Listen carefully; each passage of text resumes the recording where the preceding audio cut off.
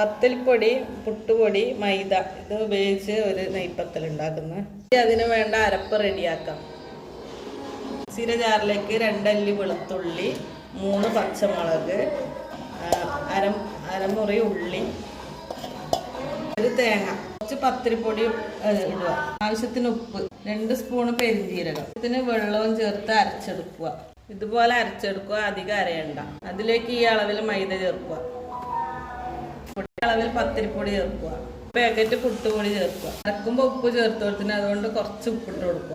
കുഴച്ചെടുക്കുക, അല്പം വെള്ളം ചേർത്ത് കൊടുക്കുക. ഈ പരുവത്തിൽ കുഴച്ചെടുക്കുക. ഇതുപോലെ പരത്തിയെടുത്ത് എണ്ണയിലിടുക. ഇത് പൊങ്ങി വന്നിട്ടുണ്ടെങ്കിൽ ഇത് മറിച്ചിട്ട് കൊടുക്കാം.